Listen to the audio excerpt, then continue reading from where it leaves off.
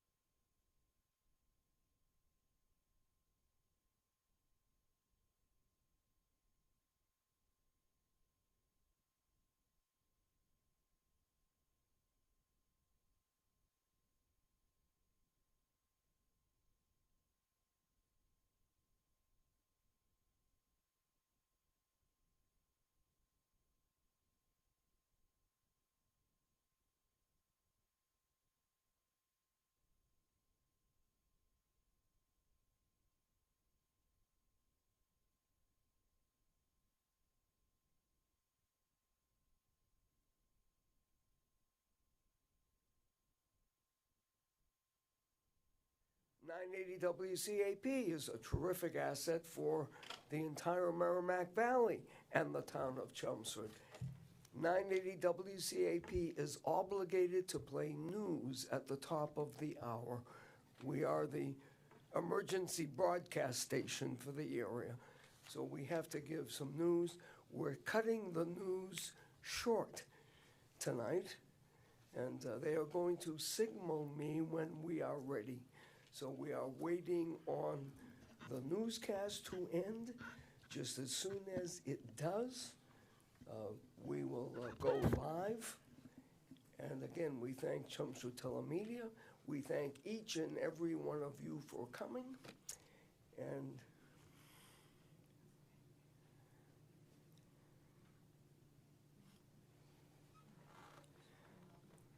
we're 40 seconds away.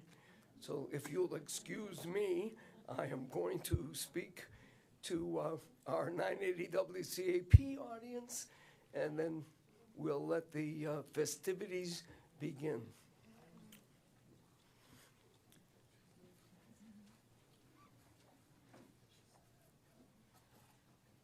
And now, courtesy of Chelmsford Telemedia, the Chelmsford Police, and the Chelmsford Democratic Town Committee, and all the candidates who have put their hat in the ring, we join the Chelmsford Democratic Town Committee with the Chelmsford Candidates Debate live from the Chelmsford Police Training Room, 2 Old North Road in beautiful Chelmsford. DeAndre, the controls are yours, and Lorena, the microphone is yours. I assume you're going to start with the Pledge of Allegiance. Well, if you weren't, we will. So why don't we do that while they transition, if we could all rise.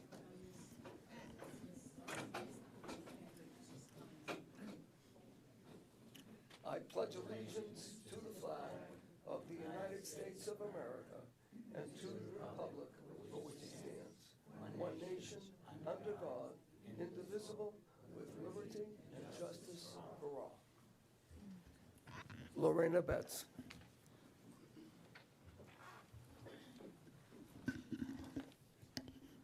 Good evening, everyone. As Sam just mentioned, my name is Lorena Betts, and I'll be serving as your moderator here tonight. I want to start by thanking the Chelmsford Democratic Town Committee for hosting us. And of course, thank every single one of you who are joining us here tonight, because that shows that you care about our town, you care about your neighbors, and you care about civic engagement. Thank you so much. And I would like to say a round of applause to everyone, because you deserve it.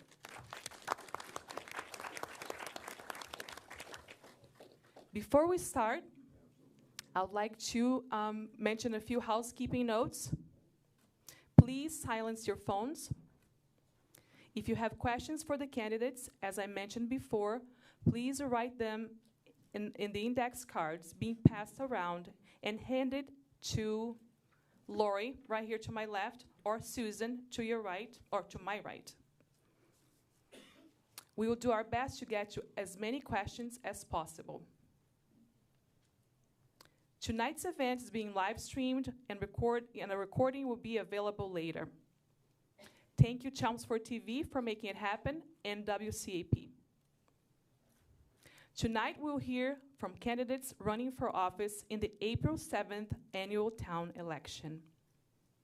All candidates were invited to participate. The candidates you'll hear from tonight are those who responded to our invitation.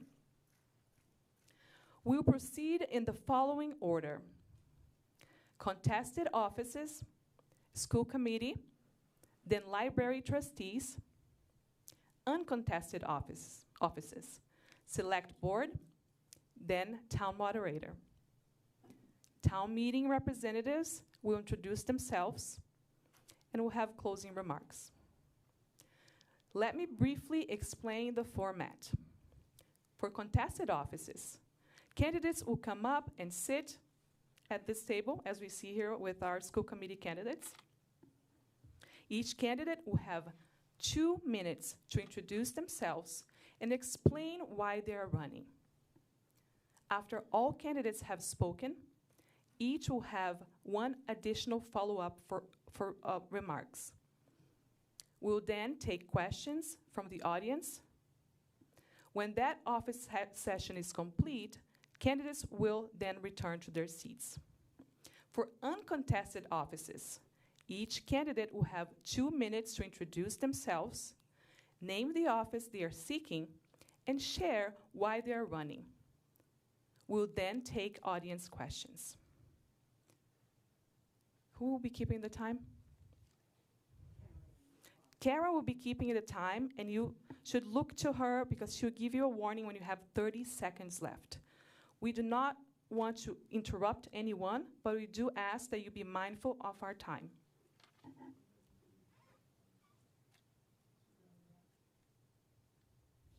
So let's get started. Our first contested race is for a school committee, a 3-year term. Voters may vote for no more than 2 candidates. Tonight, we have 3 candidates joining us. Please help me welcome Lauren Cochran,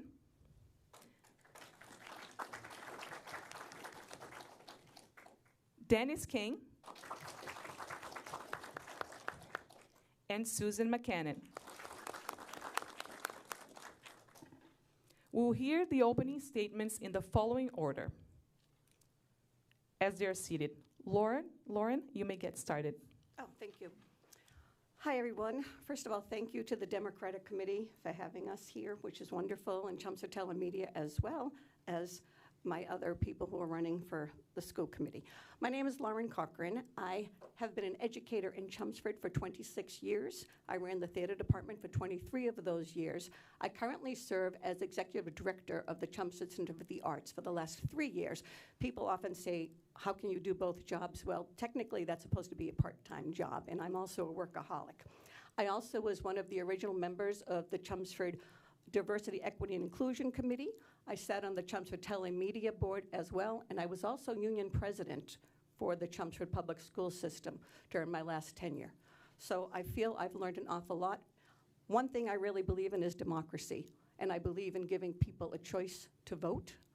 And I love Chelmsford. I love the education. I love the students. I'm really about the students and the staff and supporting them. I believe a good education starts with a good teaching staff, good paraprofessionals, and that's where I think the support needs to go. And that's it. I also am married, and I have 2 adult children. One is a teacher, an English teacher in Acton-Boxborough, and my son is an actor. So that's what happens when you teach theater. So thank you.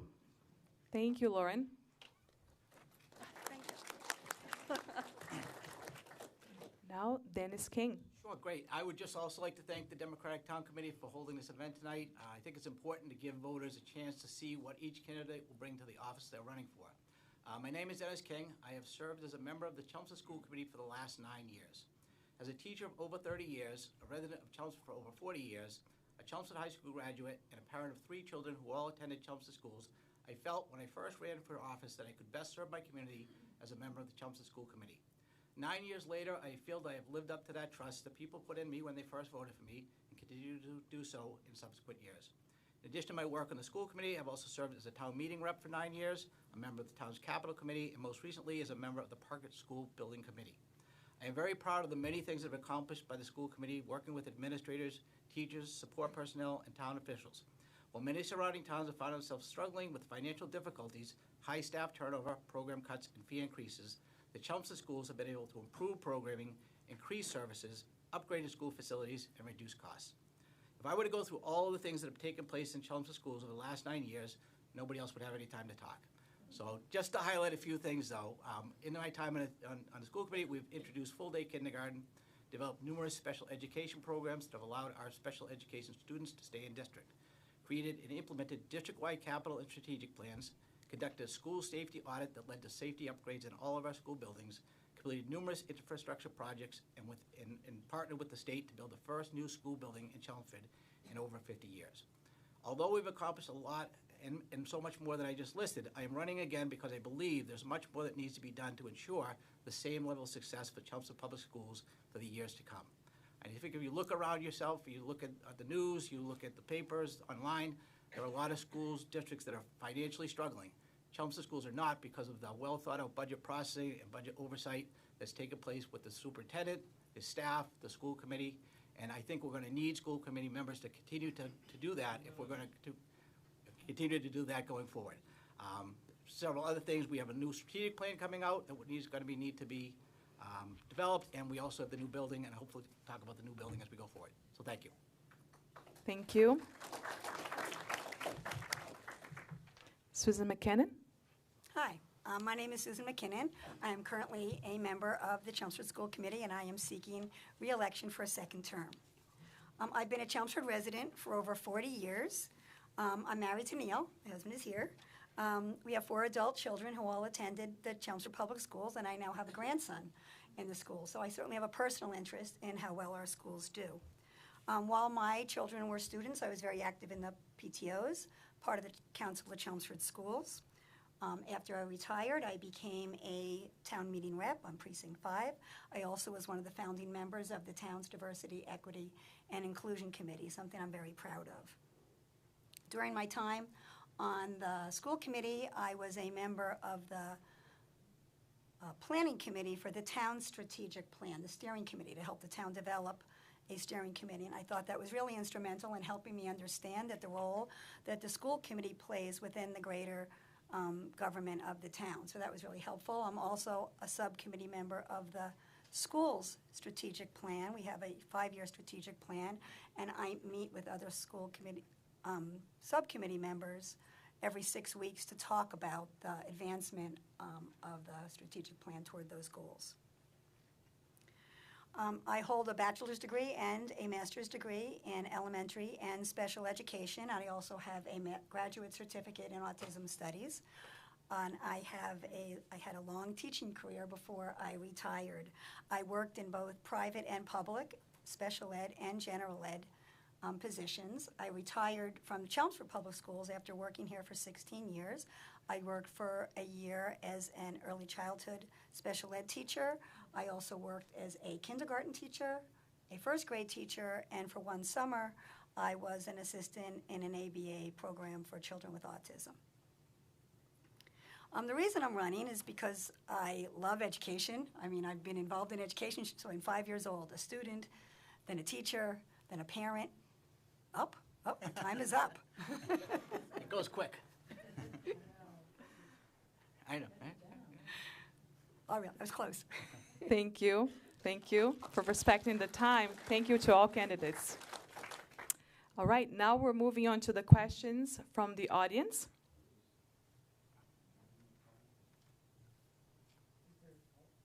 Does any of the candidates have a follow-up to or a comment?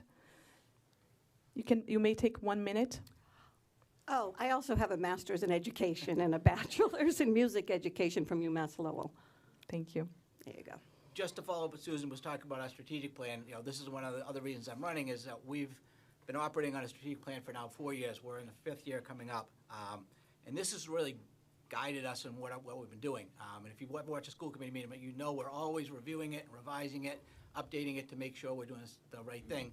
So next year, we're going to be starting our next look at the strategic plan. So administration, teachers, school committee, students, we're all going to be developing the plan for the next 5 years. And so another reason I want to run is, I think, to do a good job with that, you need to know what's gone on in the last 5 years and what the vision is for the next 5 years. Thank you.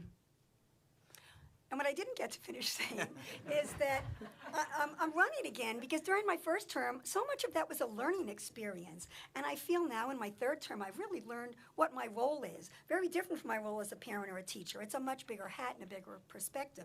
And I feel really ready to work on the initiatives that are important to me and important to the people in town. And I think it's really opportune for me to have a 2nd term to do the work that I've learned how to do.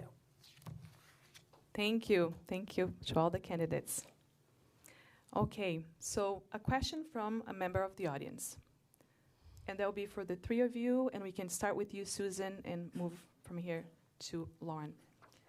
What is your biggest concern for the future of Chelmsford schools?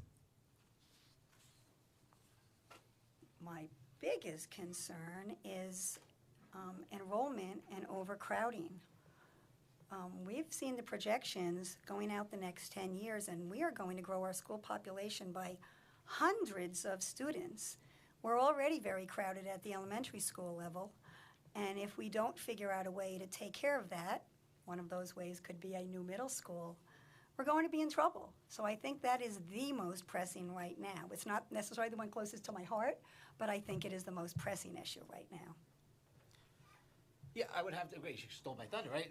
No, but I do agree with Susan that, for overall district, we definitely have on the horizon approximately 400 extra students within the next 5 years or so that are going to be coming into our district. And as it is now, our elementary schools are very, very full. I mean, we got the modules a couple years ago, but we're already fully using them. And so this is one of the reasons why, really 10 years ago, we started this process of trying to get a new building, as we saw that on the horizon. And so we're finally to the point where, things are starting to kind of come together. And so that's a wide-ranging project. Smaller cases, we are continuing to look at improving our students' education, making sure the curriculum's up to date, making sure our policies are up to date. So there's a lot of work that goes on behind the scenes that we're going to continue to have to do. So. Thank you. Lauren? I mean, obviously, a new building is a really wonderful thing to have, and it will be interesting to see how the taxpayers want to pay, because we're getting either 32 to 55% from MSBA from what I watched on the meeting. However, I think it's more important to what's happening in the buildings with teachers and support staff being happy and feeling very successful. My mother taught in Somerville, 4th grade, in a very old school, but it was outstanding. She was an outstanding teacher. I'm worried about technology, and I've been listening to people. I've been listening to parents. I've been talking to paras. I've been talking to staff. And technology is really affecting students right now. Kindergartens are given Chromebooks, and they're required to do 30 minutes a week on reading and 30 minutes a week on math. This is 5-year-olds that are required to be on Chromebooks. And then they have a thing called ABC Ya, where if they're good, they can go and play video games.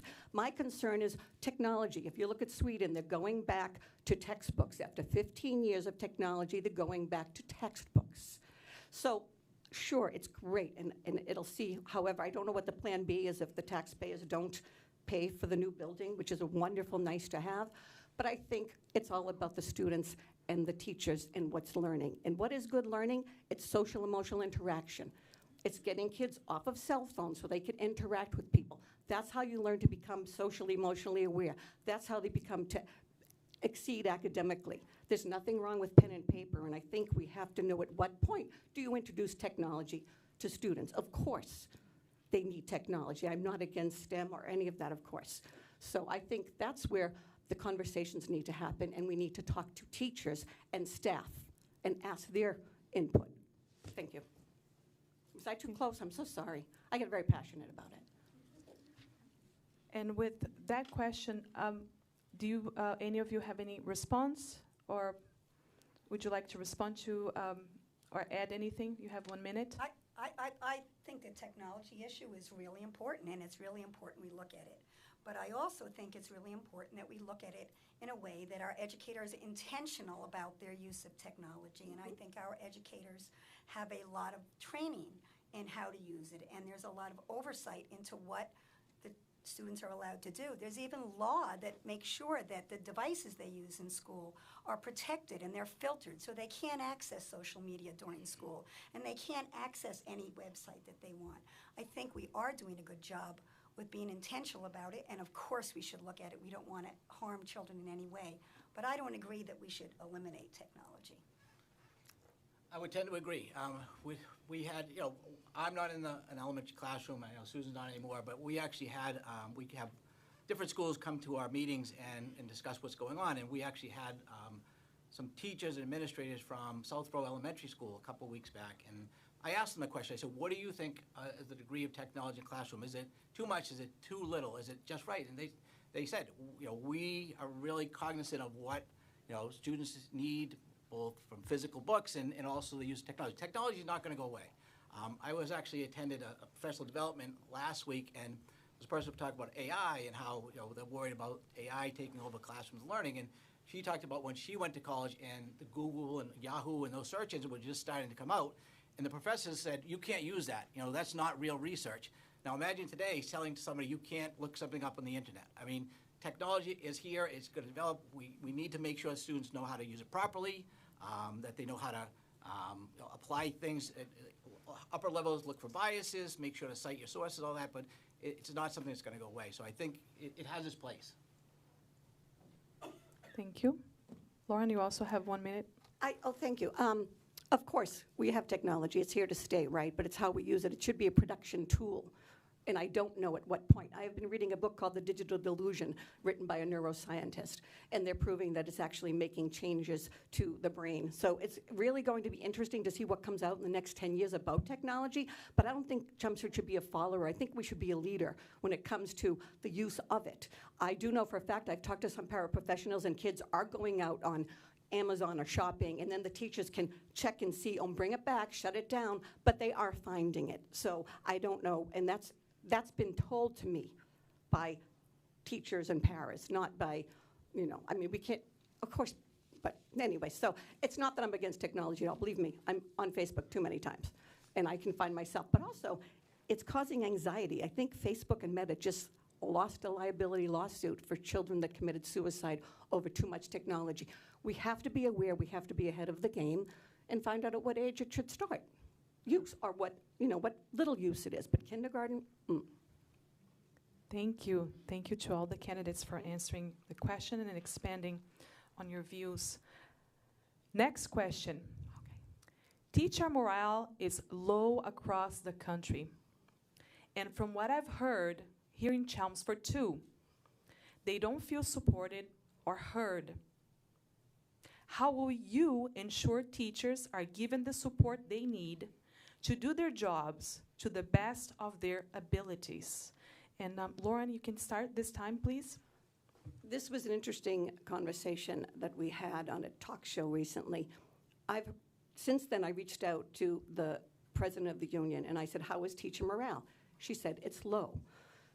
It's low because they feel like they will be retaliated against by administration for telling the truth. Can you imagine your paraprofessionals, the people that are in the classroom, the teachers, that are afraid to speak out when they find things that aren't going well because they fear retaliation? That's not what you should have in Chelmsford. I was fortunate to work there 26 years at the high school. It was a community. I had wonderful principals at the time. I had wonderful deans at the time who would come into the teacher's room and sit and ask, how's it going? So we have to raise teacher morale. How do you do that? By asking their input, by having, if I was on school committee, I would have monthly meetings with teachers and staff and say, how's it going for you? What can we do to improve it? There is a Principal Lamb on Instagram, and you should watch him, and it's fascinating how he talks about community, and he has a desk that my time is up, but I get very passionate. Thank you. Thank you, Mr. King. Yeah, so I think everyone up here would agree that being a teacher is a difficult job. We're asked to do so many things to help our students prepare for successful futures. It can be stressful, it can be frustrating, and I myself have been known to grumble about things that may be going on in my school, but that doesn't necessarily equate to low morale. As a school committee member, we're not in the buildings, so we don't have the opportunity. I have some friends that are in the school, I talk to them, but we're not in the building day to day. So from our level, low morale would be seen in high staff turnover. We don't have high staff turnover. Well, when we get teachers to come in the district, they tend to stay in the district. Why do they stay in the district? Because they like their jobs, they like where they're working, they like the people they're working with. That, to me, is not low morale.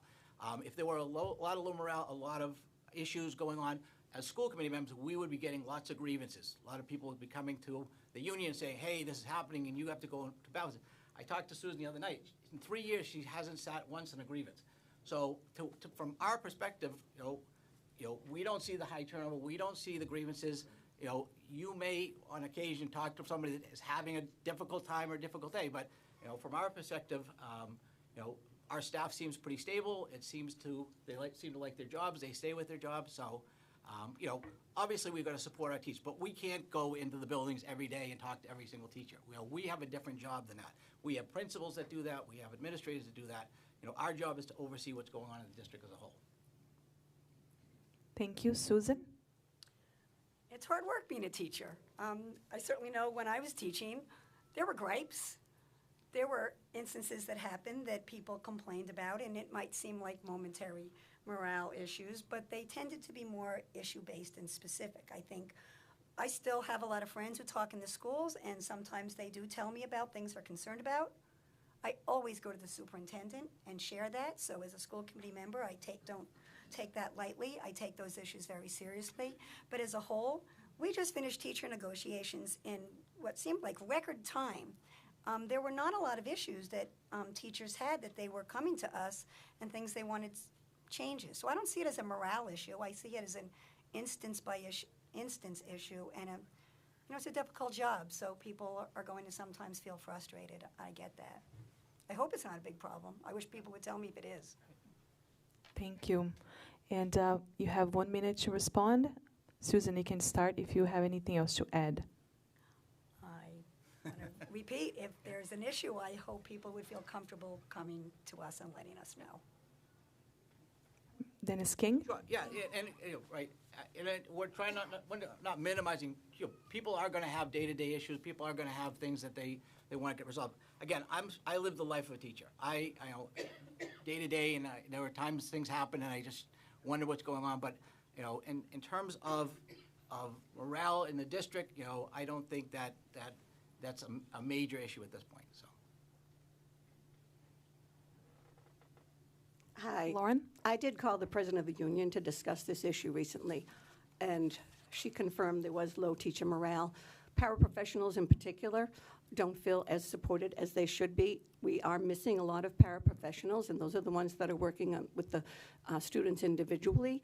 And I know that we can talk budget another time, but do you realize that paraprofessionals after 20 years of service make $30,000 a year? And the other paras that are in the classroom as well. So I do know that there is low morale. Of course, there are some people that are perfectly happy, but I do believe we're missing a bunch of science teachers right now and a lot of paraprofessionals. I just looked at the website today. There seem like there's upcoming an awful lot of openings. Maybe it's due to retirement, but I do know that I reached out to a librarian who left the district. She had, unfortunately, not great things to say. She's now in Bedford. So the key is to talk once a month, have meetings with staff and teachers, and make sure they're happy. Thank you. Next question. What is your position on required vaccines in the public schools? Lauren, you may start. Well, I really do believe in vaccines. It goes back to Abigail Adams when she actually gave her own children smallpox, which was brand new, and it saved her children. So obviously, vaccines work, and I really believe, and we should keep to it and listen to, unfortunately not RFK, I think we should listen to perhaps the CDC and the doctors. So I've had my share of vaccines. I do think it's important, especially with the measles outbreak that's been happening across the country. Without a doubt, I believe that vaccines should be required. I believe in the science. Mm-hmm. I'm a science teacher. I can't. Obviously, vaccines are effective. Right? We've eliminated or reduced diseases that used to kill people 100 years ago.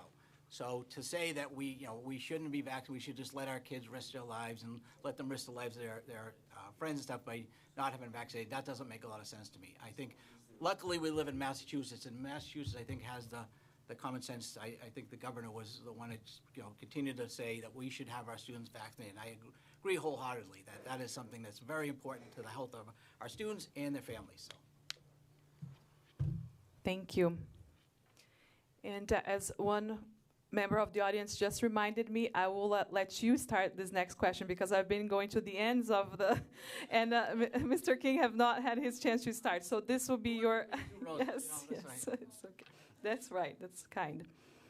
As a school committee member, how much involvement and purview does your position hold when DESE drives curriculum standards?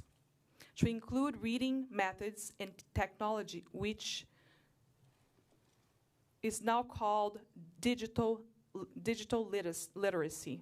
Do you need me to repeat I would this? like to read the question. Yes, yes. As a school committee member, how much involvement and purview does your position hold when DESE drives curriculum standards to include reading methods and technology, which now is called digital literacy? We have no say over what DESE does. DESE does what DESE believes, and then they tell us, and then we have to follow whatever they say that, here's the latest, and this is what we want you to be following, and these are your standards that we want you to be following. So the school committee member, it works the other way around. The school committee member doesn't tell DESE. DESE tells the school committees and the superintendents that these are the standards that we want you to follow, and then it's up to implement it, in our own districts. So. Susan? That is the answer. DESE sets the curriculum, and public schools in this state have to follow that and teach to the standards. I'm not aware of digital literacy being an extra strong emphasis compared to other methods, though. I have not heard about that, so that's a little confusing to me, that question. Lauren? I believe Dennis and Susan sort of said it well. I know that we've had to follow DESE, curriculum when we were developing issues, and there's all sorts of points when you go down it. But it comes from, I'm assuming, the state, obviously. So perhaps to contact them. I'm surprised that digital literacy was mentioned as well as Susan.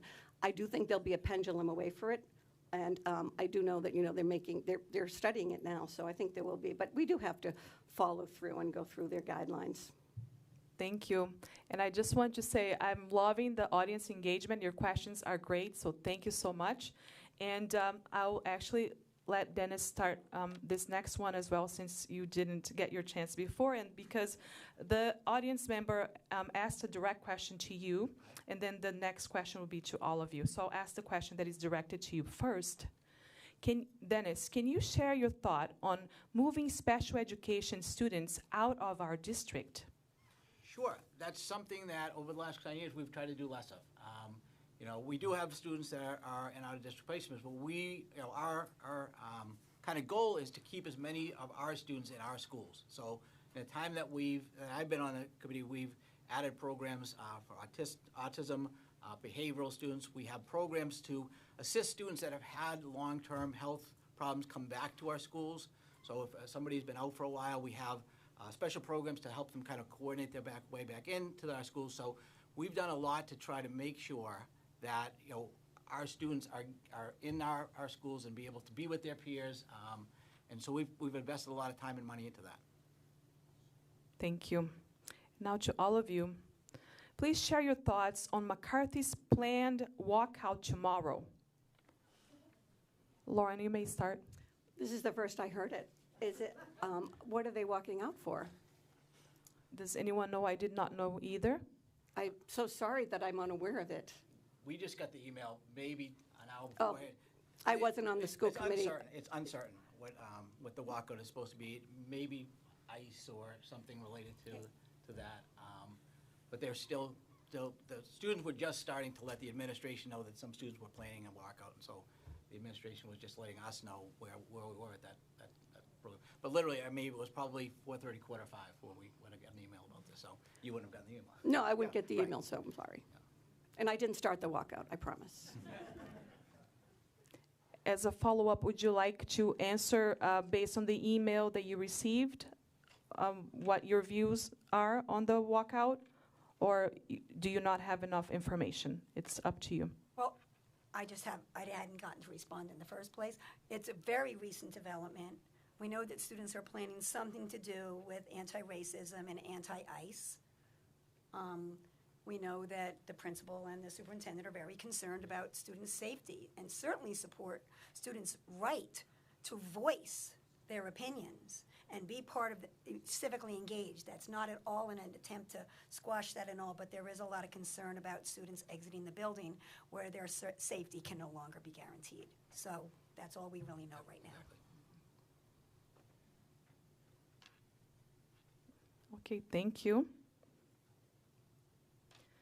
What can Chelmsford do to better meet the needs of our special ed kids? Susan, you may start. This is an area really close to my heart. I was a special ed teacher for a long time, and then as a general ed teacher, I certainly had an inclusionary classroom, so feel very strongly about it. We have added a number of specialty programs, just even since I retired, to help children with autism, to help children with significant behavior issues. We recently had a special ed review done to kind of look at where improvements could be made, and a lot has been done in the past 2 or 3 years to improve the role of, not improve, but clarify the role of paraprofessionals. A thing I've really been asking for is to really look at how we can increase the amount of time that special ed teachers are able to directly work with students. Some of their tasks, their IEP writing and those other things take them away from students sometimes, and I really have asked for a way to look at how we can increase their time directly with students. That's how we can improve their progress in school.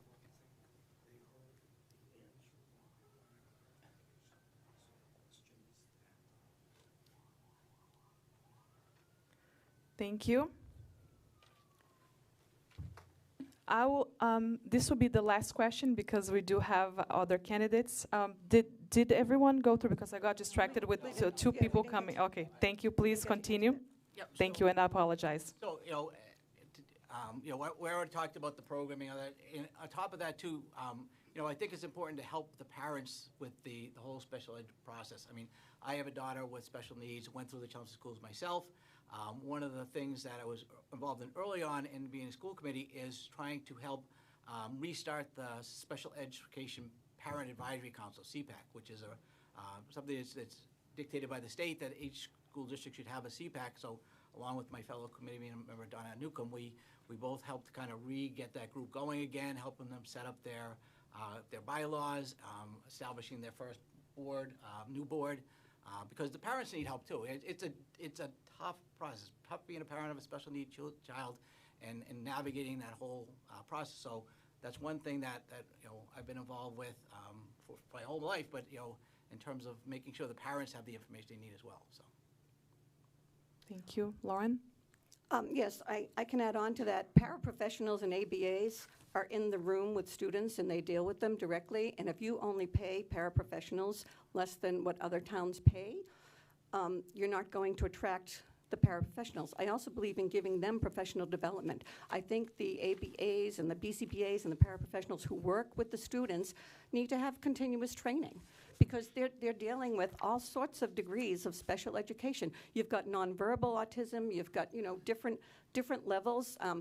They have to do toileting. I mean, there's all sorts of things, and I really think it's important to help the staff so that they are ready and willing and able and are educated to help with the special education.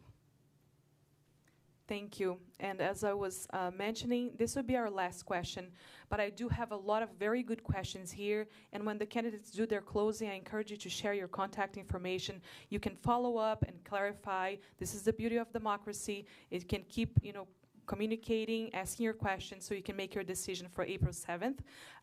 The last question would be, it's a follow-up to a previous question.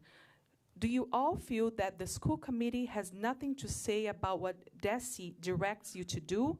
What's your input? Dennis, you can start. Yep, sure. Our input is through our legislators. I mean, we, next Monday, the school committee as a whole, we're all going to be going to an event called Day in the Hill, where we'll go into the State House and we will meet with our legislators and express if we have any concerns about anything related to education. So we work through our legislators, who then would work with DESE if there were any concerns. Right now, I don't see any concerns that we would express with them on Monday, but that's how we would do that. Lauren? I mean, I agree. I think you have to do a deep dive. I'm a very fast learner. It won't take me 3 years to get up to snuff on the school committee, probably 3 to 6 months. But I think if we had to investigate DESE, I would go ahead and actually find out more about what they're doing, how do they run it, who's in charge of it. I mean, they dismantled the Department of Education recently, so I'd like to investigate that. So obviously there's good conferences and good places to work. I've already been on the Massachusetts Association of School Committees, where it tells you what's the role of a school committee. All of the information is out there. So I would look to that and, you know, find out what the changes DESE may be making to us. Thank you. Susan? I think school committee members have the same ability that any citizens have to get involved and learn about what DESE does. One of the things I personally do is I subscribe to the commissioner of DESE's weekly newsletter, so I get information about that, and there's often links you can go to get involved in it. They take surveys that you can take part in. They run seminars that you can take part in, and any citizen can subscribe to that newsletter. So I think school committee members can simply take it upon themselves to be that involved and learn on your own, because as a school committee member, you have no direct power. Thank you. Thank you to all the candidates. And I will offer 1 minute for your closing. Please give us your elevator pitch and leave us your contact information. Again, thank you for your amazing questions. Keep the conversation going. The school committee members, they have a powerful role in our community. The future of our next generation is in part influenced by their role. So please continue the conversation. And Susan, please start with your 1 minute closing. I'm going to try to talk really fast. One thing I didn't get to talk about was school culture and social emotional learning. Those are things that I think are extremely important to make sure that every single person in our schools, every student and every teacher, feels like they belong, feels like someone cares about them. And I think that that's really critical, and that we have a group of teachers who work on social emotional learning and restorative practice and things like that. And I am so curious to learn more about that and help them move forward in making sure that everyone feels like they belong. So that's a really important thing to me. So I hope you will vote for me on April 7th. Thank you.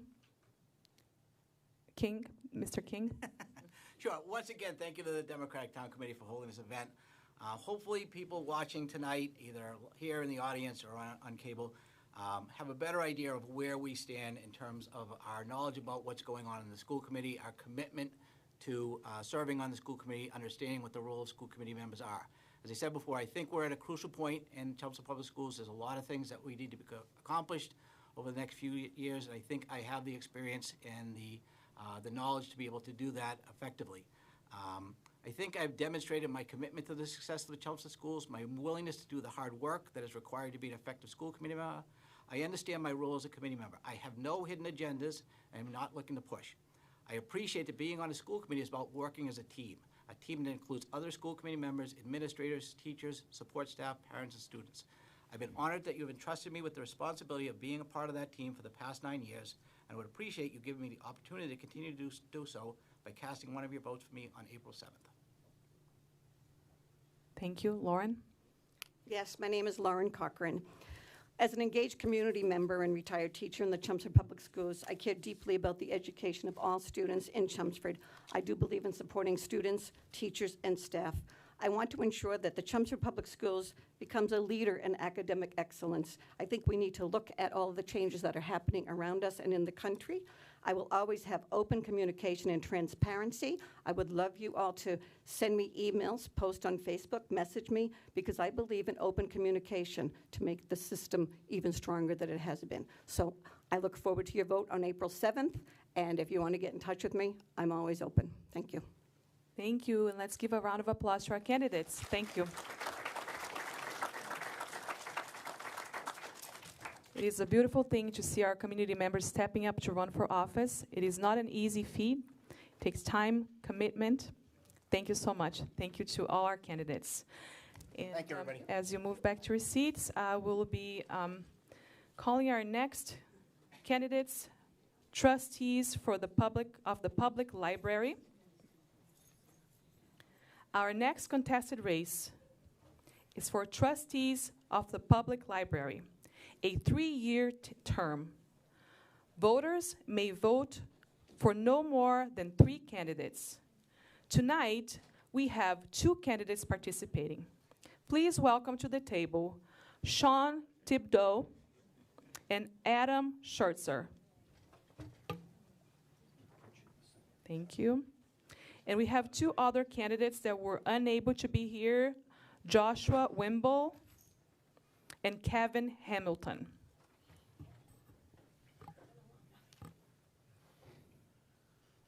Welcome, welcome. Thank you for being here. And for us to get started, you have 2 minutes for your open statements. Sean, why don't you get started, please? I meant to grab a water. I may jump out and do that in a second. But anyway, hello.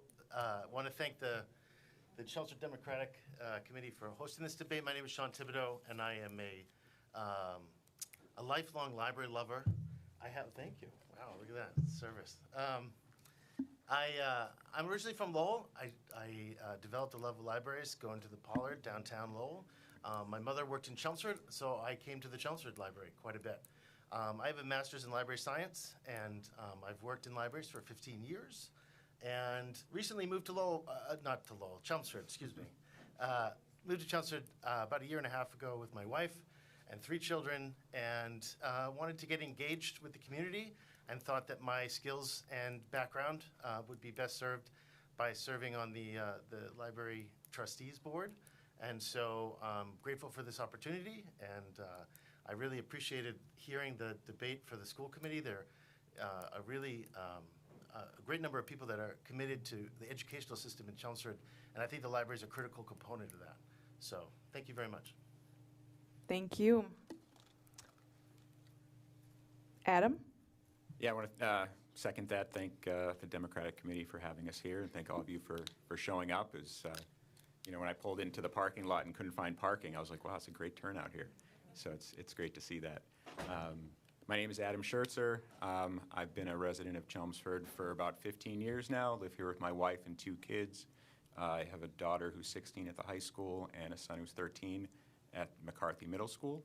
I've been a library trustee for 9 years now, so this would be my 4th term if I get elected again. And to be honest, when I first got elected, I really didn't know what a library trustee did, and I get that question a lot.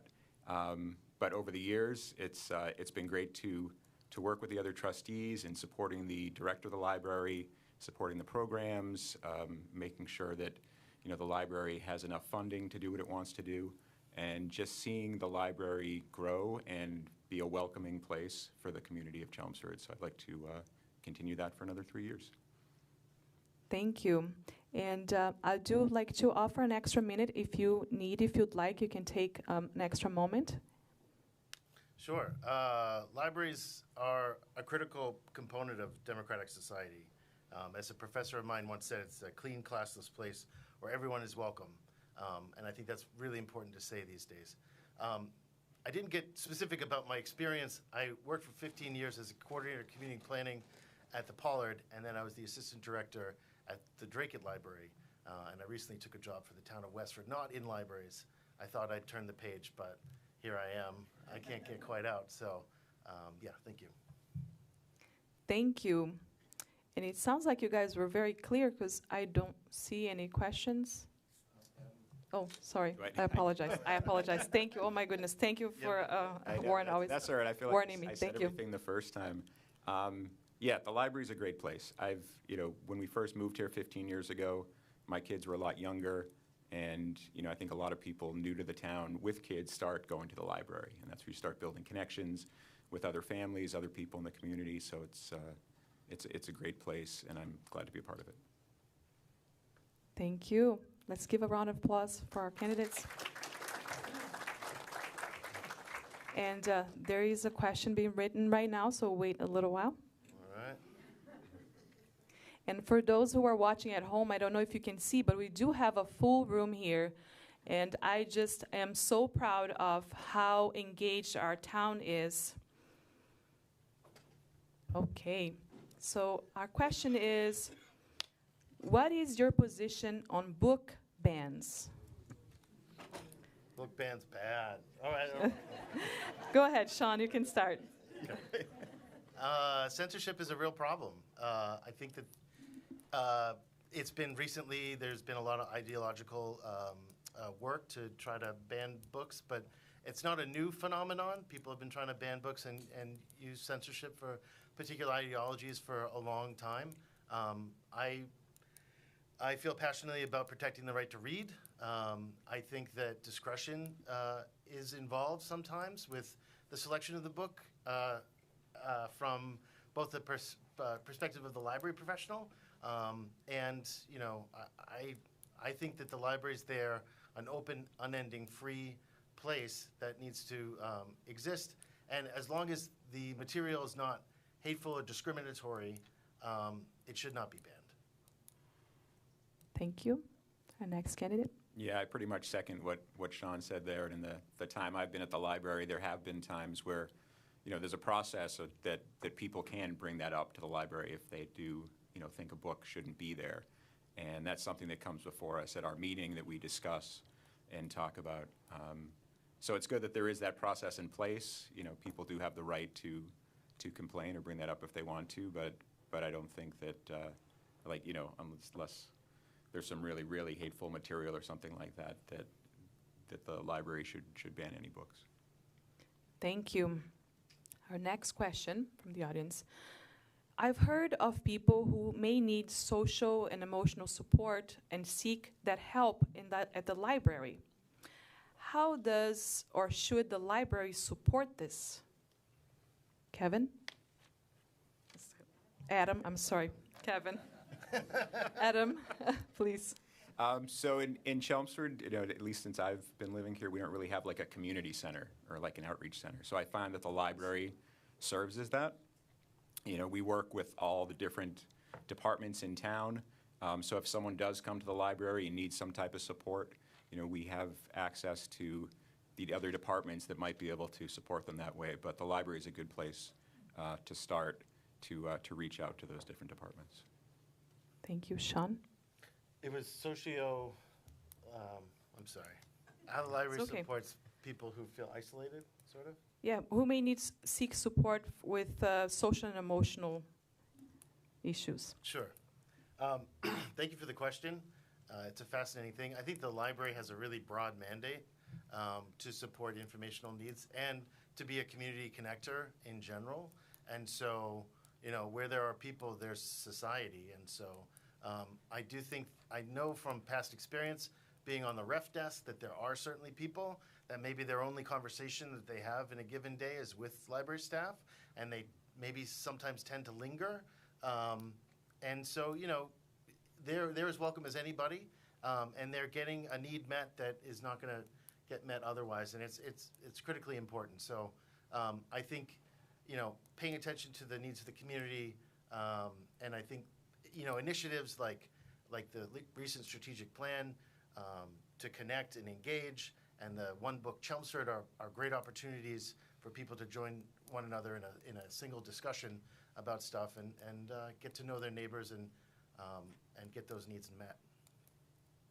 Thank you.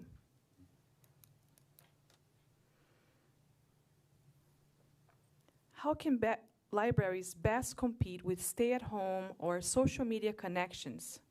How can we get people into the library? Adam? I'll take this one. One thing I really love about the library is it's not just books. I think a lot of people think, you know, a library, it's books. It's so much more than that. You know, whether it be other types of media, or, you know, even now the library of things that a lot of people don't know about. That, you know, we have stuff from musical instruments to tile cutters to vacuums to things like that that you can come into the library and take advantage of. What was the question again? I feel like I'm going on here. It's okay. To summarize, and how can we get Oh, people right. more into the library? Yeah, so I know one of our initiatives has been outreach into the community, you know, through the library truck that we have, that we came up with a couple years ago, that goes out to different places. Some of those people that can't come to the library, whether it be, you know, the senior center or senior places for people that can't physically come in, sometimes the schools or parks, just to kind of show people what the library has, and then hopefully it gets, you know, more people interested. So having all these outreach programs to get people into the library is definitely something we feel is very important. Thank you. Sean? Yeah, so I think the library wants to serve the patrons that come in, but also attract new patrons, get more people involved. Also, I think that it's a trick question because the library also needs to get out to where people are on their phones and in their social media, and it has been doing that with Libby app, with Canopy. The library, like not Kevin, Adam said. My apologies. He's Adam. The library is not just books. It's not just a place. It's an idea. It's a platform. It's a forum, and it supplies people with informational needs and enriches their lives in a number of different ways. And like I said, the mandate's broad. So I don't know. I think it's a larger societal question about how to get people off phones, and Lord knows I need some help with that sometimes. But I think having events that are meaningful to people, like book sales, like book clubs, like One Book Chelmsford, things like that, provide a forum for people to connect. So. Thank you. In your next 3 years, what are some of your ideas you are passionate about, and what changes would you like to see? Sean.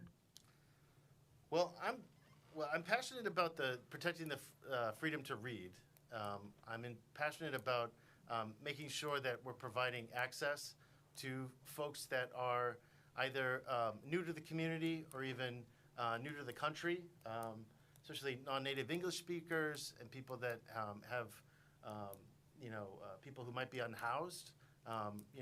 Basically, like, the library is the place, it's a clean, classless place that people can go. It's a safe space. And I think Chelmsford, does a great job. It really has a great library with wonderful staff and facilities.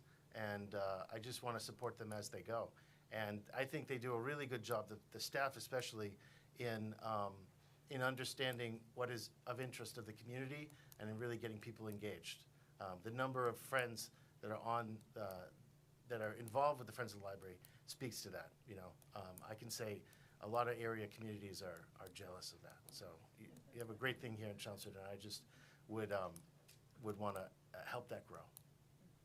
Thank you. Adam? Yeah, and I just want to second what Sean said. The Friends of the Library is incredible. The book sales they do with the amount of money they raise always amazes me, what they can do with books that people just donate and throw in a box. So I think over the next 3 years, I'd love to see us doing more outreach into the community.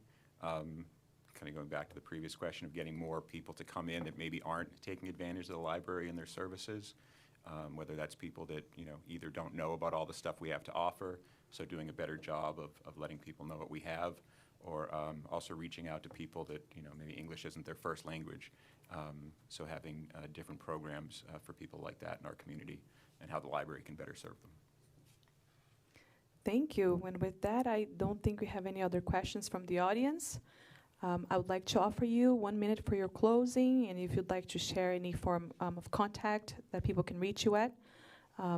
Sean, you may start with 1 minute. Sure. So thanks again to all of you for showing up here tonight, and thanks to the Chelmsford Democratic Committee for hosting this debate. It's been a really great educational experience for me.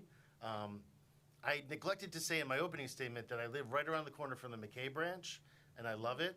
And I don't necessarily think I think it needs more love. Maybe more hours, maybe more staff, maybe more things. I'd love to go do it more. I love the addition of lockers. That's been a great thing for us in the neighborhood. And I know they have them at the main branch too. But I would like to use my library experience to work for the community of Chelmsford, my home. And I hope you'll consider giving me one of your votes on April 7th. Thank you very much. Thank you. Adam? Yeah, I mean, I think, the two candidates that aren't here tonight, just wanted to mention them. Kevin Hamilton, who's currently the chair of the library board, and Josh Wimble. He's going to kill me for that, for forgetting his name as I'm sitting up here. We've had a non-voting advisory board for a couple years now, and it's a great way for people to get involved who aren't trustees but can still come to the meeting and give their input. And a lot of this is my first time meeting Sean and hearing what he has to say. I think anyone you vote for is going to be great for the library. The current board, we all get along really well. we all work really well together. I think Sean would be a great fit, and anyone that else is running here, either Kevin or Josh. But I would appreciate if you go up there and vote vote for me and keep supporting the library. Thank you. Let's give them a round of applause.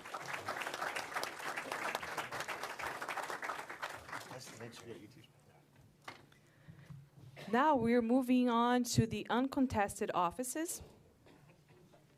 Each candidate will have 2 minutes to introduce themselves, name the office they are seeking, and share why they are running. We will take the audience questions after both candidates have spoken. First, we'll go with Select Board, a 3-year term. Running for Select Board, let's welcome David Boisvert. Did I say correctly your name? Boisvert. Okay. Let's welcome David.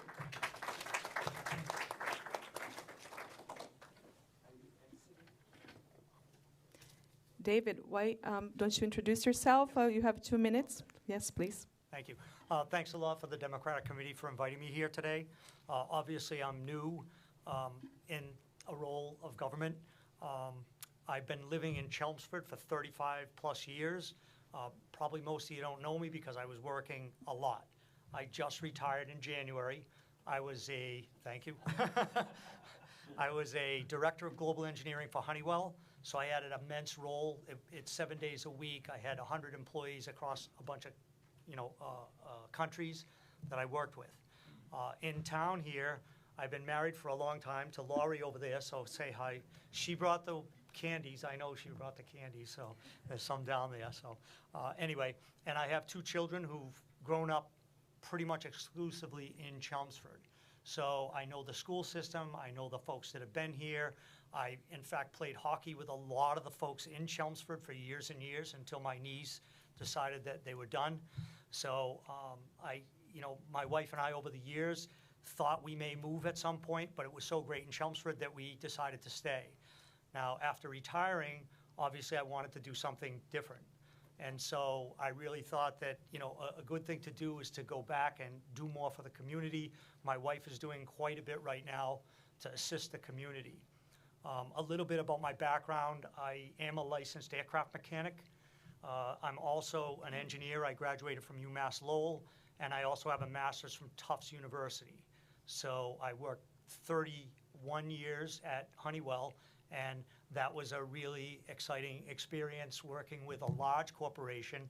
But before that, I worked with a lot of small companies as well. So I kind of understand the small company dynamics and the challenges they face, as well as large companies and the politics that go on in those type of environments.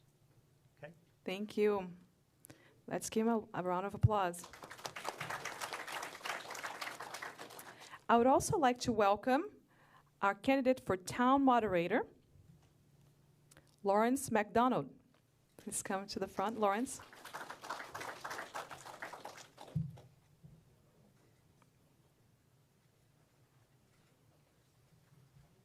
Lawrence, you also have 2 minutes to introduce yourself, please.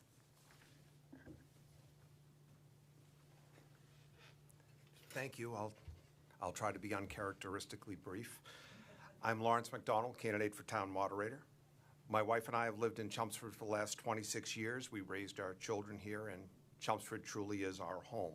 I first got involved around town because of my children, like many of us. I was a scout leader, a soccer coach, a basketball coach, and so forth. My first time helping the town government was when we built the new fire station. I happened to know a fire captain in Ayer, and they had just built a similar fire station, and I got officials from both towns to work together. I have served Chelmsford on the Neshoba Tech School Committee for the last 9 years. I am a PMP, which is a project management professional. So it is ironic that I facilitate meetings for a living. When I first learned that John Curlin was not going to run for re-election as town moderator, I wondered how this would impact our community. Chelmsford really is a genuine community and not just a place on the map. We've got so many people in town trying to make it a better place in so many different ways. Many of you are among them. After much deliberation, I decided that I would run for town moderator to carry on the centuries-long town meeting tradition because town meeting really is a pure form of democracy. I believe that the qualities of a successful town moderator include the ability to communicate clearly and facilitate a productive and fair meeting. It is very important for the town moderator to stay neutral, to not want a particular outcome in the meeting. But don't misunderstand me. You can't love something as much as I love Chelmsford and not have strong opinions. But I understand the value of a town moderator being neutral.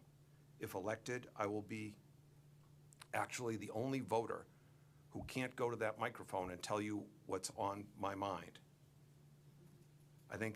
I just want to ask everybody to respect the passion of everyone else who is trying to do the right thing. Everybody else in the room, the 200 zealots at town meeting, give each other grace, give each other the benefit of the doubt, and whenever possible, be kind.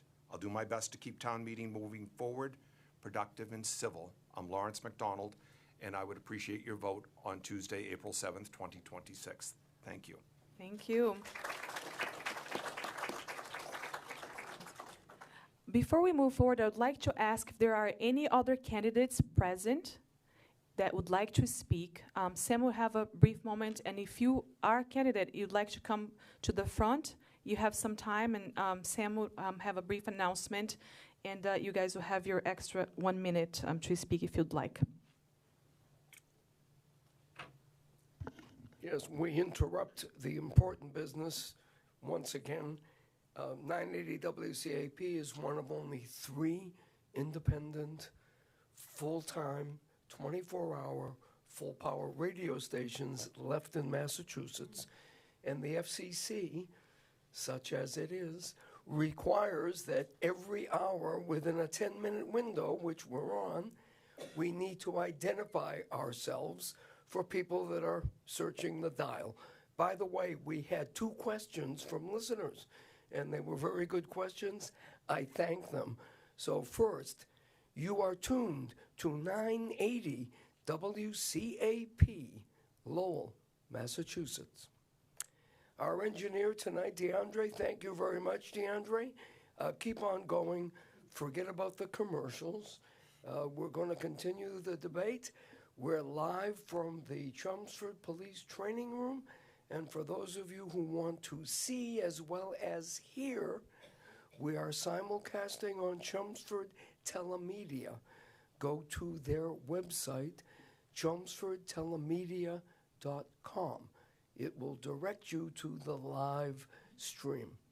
So, without any more, also I want to invite everybody, even if we don't have a debate, to tune to 980 WCAP.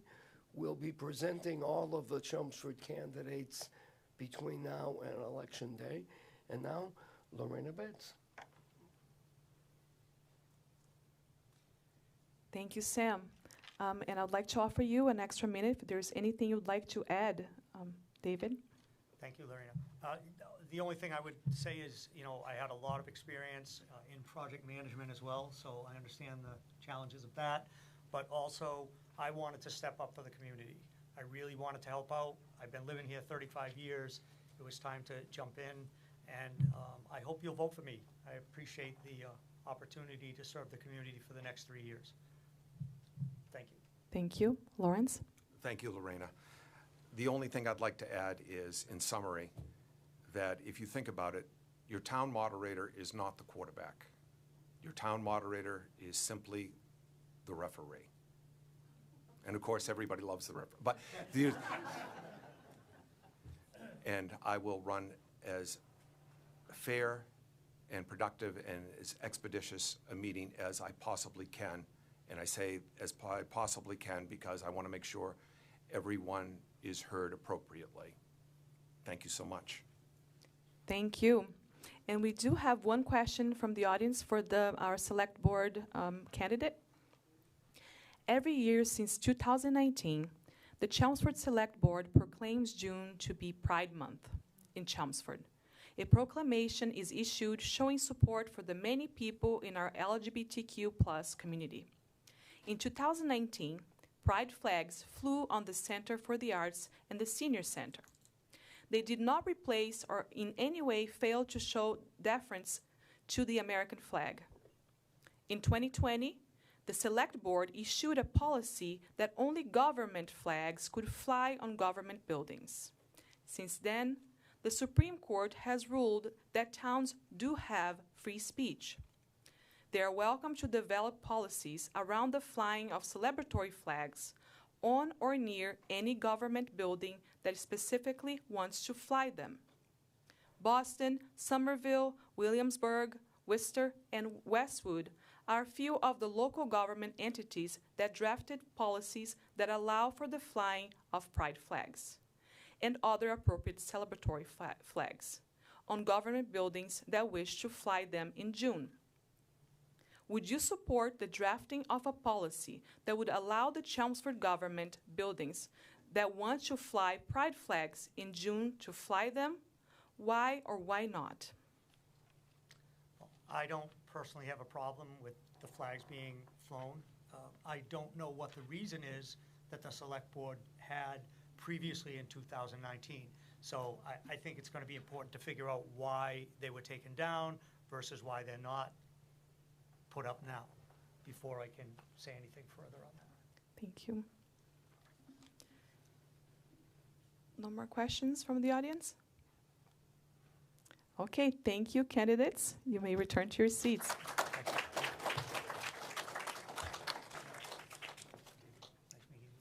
Now we move on to our town meeting representatives. I would like to ask all town meeting representatives who are present to please stand, state your name, and the precinct you represent.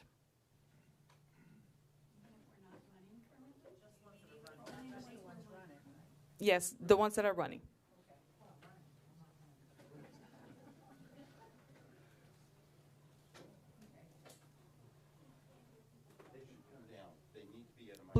Please come to the microphone.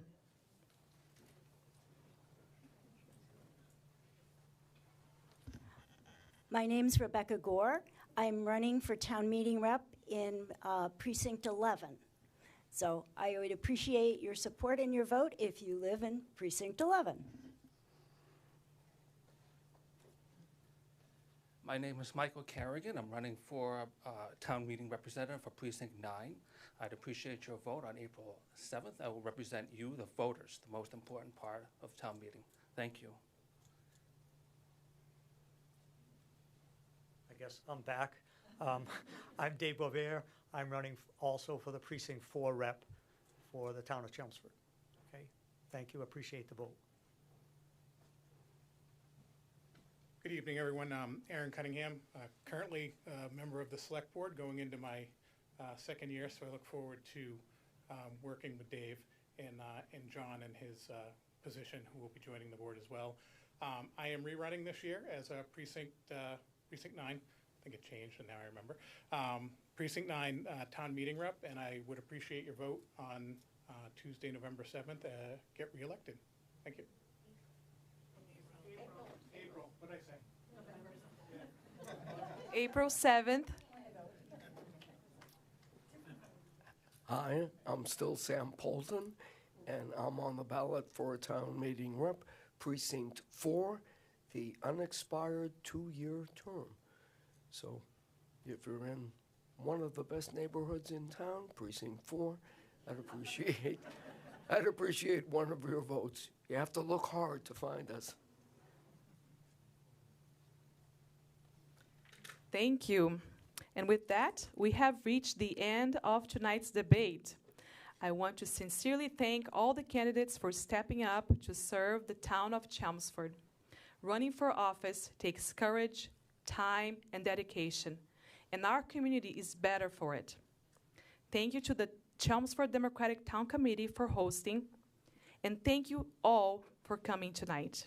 And I would like to give you a little homework. Please share the link from tonight's debate with your neighbors, with someone who maybe did not make it, you can share on social media. Let them make their informed decision for April 7th.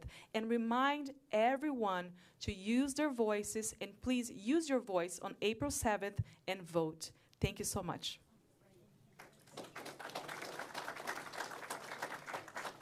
Oh, pause. Write-in candidates. Hi, thank you all for coming tonight. Now, I want to point out, again, my name is Rebecca Gore. I'm a member of the Democratic Town Committee. And there are openings with nobody running for them. So I want to encourage people to consider a write-in campaign. We have townwide housing authority. There is no candidate on the ballot. And there are 2 people that have mentioned that they might be running a write-in campaign. William Martin and Wendy Moriello. And Wendy is a current incumbent, and I want to go over what's involved in running a write-in campaign. So, also, town meeting rep. There are 2 openings in Precinct 1, one for 3 years, and one for 1 year. There is 1 opening in Precinct 2 for 3 years. There is 1 opening in Precinct 3 for 3 years. There's an expected opening in Precinct 4 for 1 year. And there is an opening in Precinct 10 for 1 year. So if you want to get your feet wet and you live in any of the areas that have a 1 year opening, that's a good way to get an introduction to being a town meeting rep. And we really need to have a full complement of town meeting reps. So here's how you run a write-in campaign. First, alert the town clerk's office as a courtesy. So they have your name spelled right and they have your contact information spelled correctly.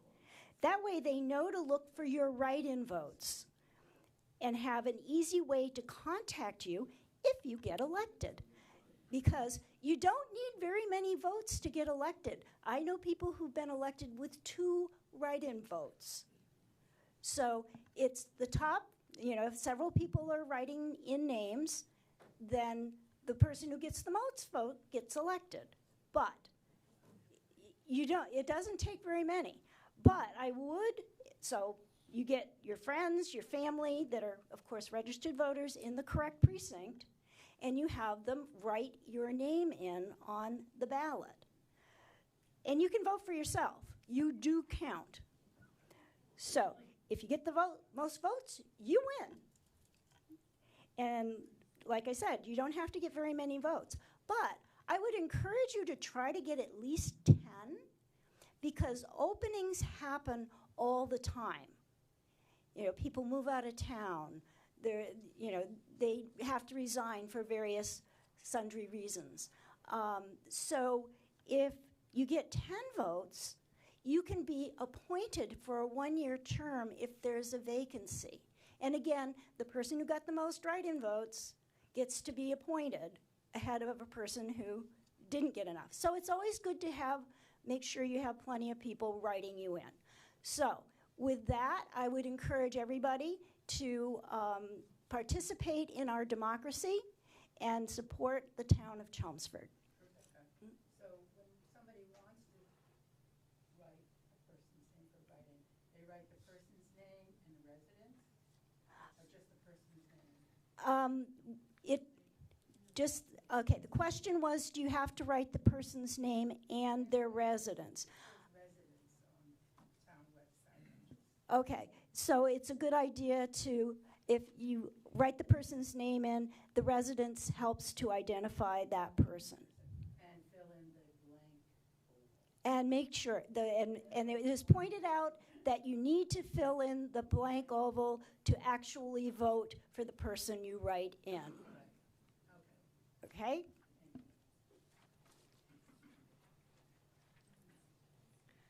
And with that, this ends our candidates debate on 980 WCAP. We now return to our regular programming in progress. Thank you.